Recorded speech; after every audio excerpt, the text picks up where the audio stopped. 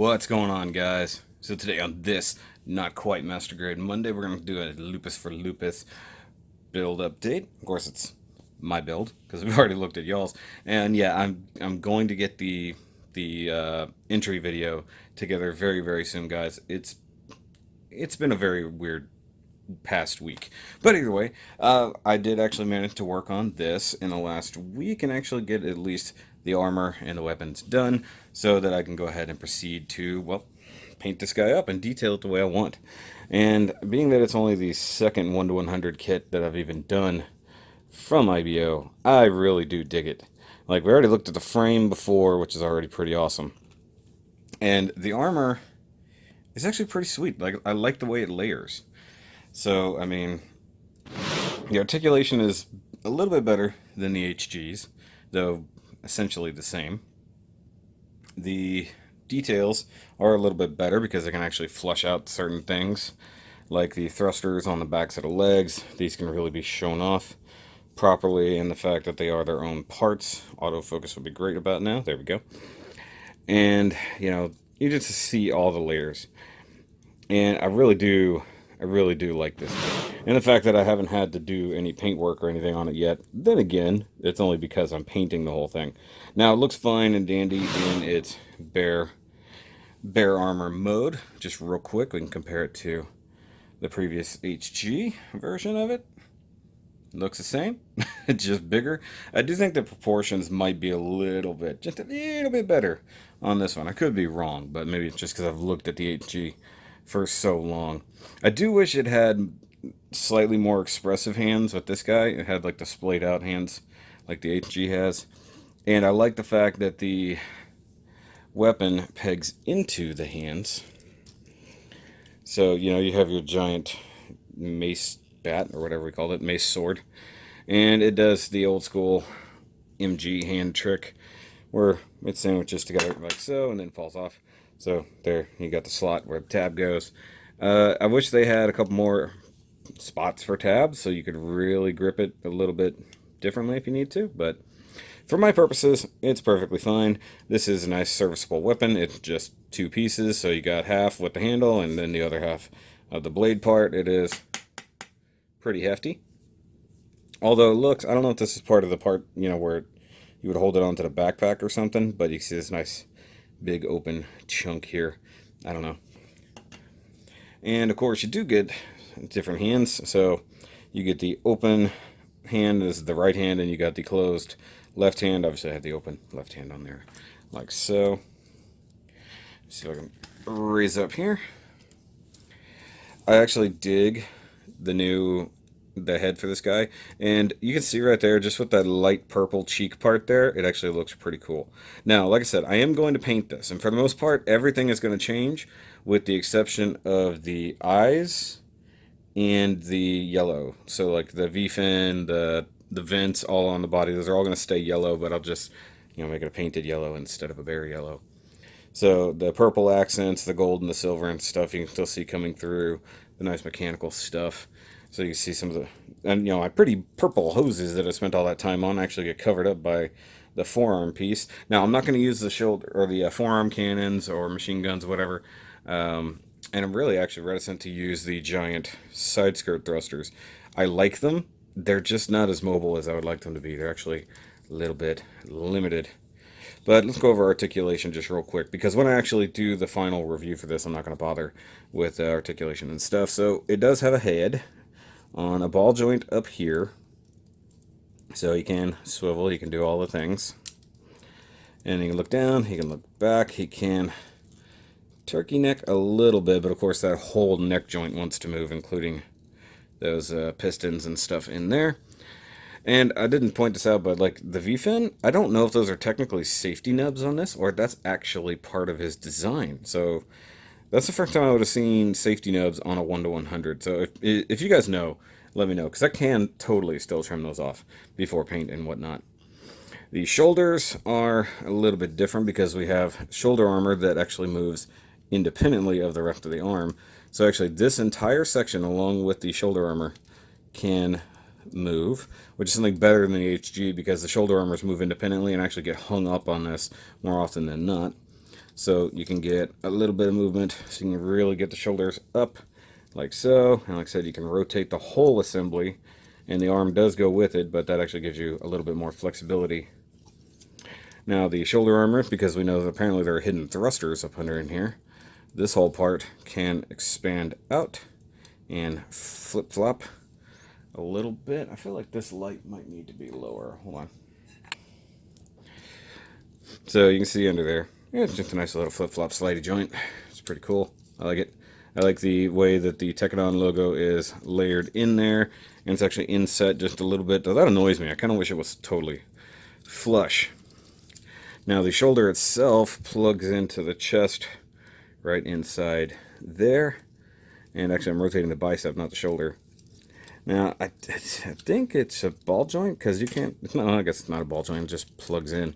And it does have a tendency to pop out, but you can do that, so you can actually rotate the entire thing, and you can get your shoulder joint to move ups and downs and sidewayses, and you can even get a nice high teacher, like so. You get the bicep swivel, we already talked about that. You get, it's technically a double jointed elbow, so it's a single joint in the middle, and then you get the flip-flopper here for the forearm.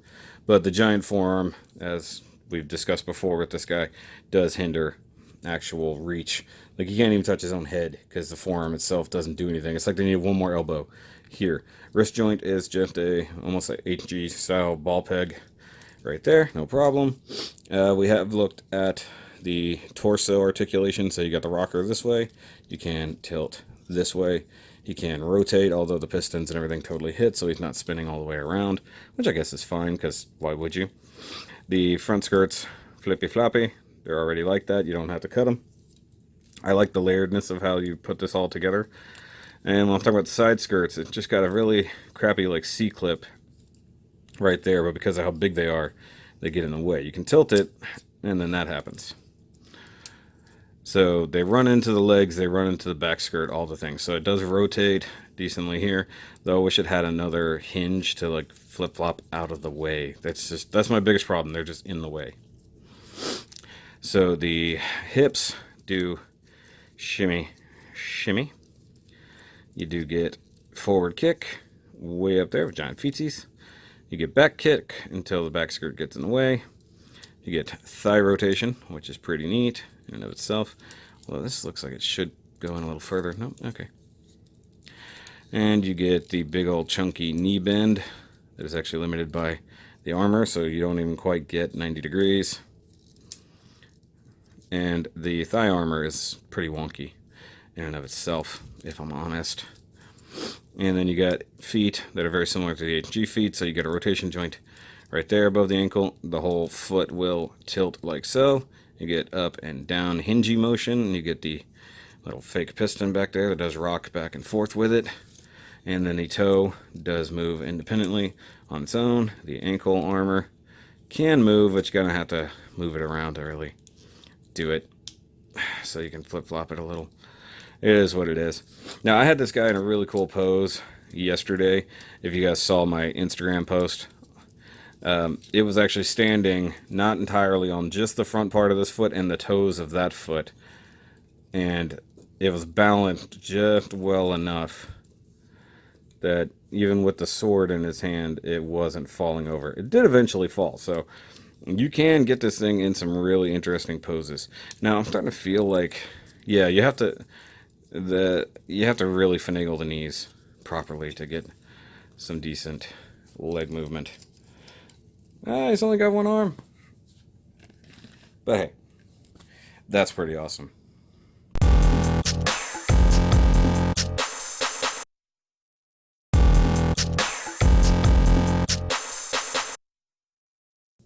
Now, as previously mentioned, of course, I have done one other 1 to 100. And it is the Grazy. Hi. And actually, yeah, I mean, like, Barbatos is just a little bit bigger than the Grays, which totally makes sense. Especially with these huge, huge feet and legs. Which is pretty much all these Gundams are, just feet and legs. So, those two look good together. And once again, that one is actually going to be part of a custom later on, so it's kind of cool that this will be customized as well. So all these 100s are all going to end up somehow customized. Now I have a couple ideas that I want to pull off with this one. Let me get the grays out of the way. And I'm excited and scared at the same time. So the paint work probably won't be a big deal. It's just painting. Though I do want to try to shade things, actually get some panel shading, get some edge shading in there. I am going to be using a couple varieties of purples and maybe even a little pink or two. And a couple other small detail ideas that I've been wanting to implement, like since the beginning. And that's going to take the longest part to figure out. So I'm going to keep working on this thing over the next month or so. Probably, hopefully it won't be that long. But actually having the build done, because this is all I'm going to use it for, you know. So the sword itself, I don't need the extra weapons or anything like that. So hey, if you do want the extra weapons, hit me up. I don't know. I ain't doing nothing with them. Maybe we could work something out. But as a kit, I really do dig this. If you're a fan of IBO, you're a fan of Lupus, Gundam, as it were, you definitely should get this. I mean, reasonable price of in the 30s, you know, and the full mechanics line is just great. So I assume that I guess I have looked at a Lupus Rex when I looked at Thomas's, which should be coming up in a builder showcase this week if I actually do my job, which has been the biggest problem in this past week is actually getting up and doing my job. But guys, that's going to be it for this quick little update review, quote unquote. And of course, if you like this, give me a thumbs up down there and the thingy. And if you're new here, go ahead and hit that subscribe button. We're over 2,500 subscribers now, slowly building up every day. And yeah, I'm ahead on my Gumpler reviews for right now, so I need to like catch up on other stuff. So it's not that you guys are going to miss a thing. Just know that like I'm going to be on autopilot for a little bit while I take care of some other stuff behind the scenes. And if you want to see some of that, make sure you go follow the Life of Shoki vlogs. That's in the description down below. If you want to see some behind the scenes stuff, see what's going on with us. And of course, I'm filming this on Father's Day, so happy Father's Day to everybody, even though it just technically passed for everybody who's watching this right now. And if you guys want to become a patroneer, join on the Shoki Patreon right here on the bottom of the screen, like John, Andy, Steve, Kolby, and TheKrowSama do every month. So even at $5 a month, it would be a great help to my channel. I'm trying to get to about $200 a month, which is actually pretty small considering what some people actually go for on Patreon. And that's just all to try to offset the cost of just doing all of this for you guys. So I can actually not have to rely entirely on YouTube money, which is, you know, it's very slowly becoming a reality of actually making some money at this job. But also, if you want to grab any Shoki merch and help out the channel, right here on the screen, as usual. I have a couple other designs in mind, and I'm going to work on that. And if anybody is still after any Lupus for Lupus gear, that's still available on the Lupus for Lupus store. All that money will be donated directly to the cause now, instead of me having to handle any of it. So, yay for that. But I will catch you guys on the next review. And remember, as always, keep on building.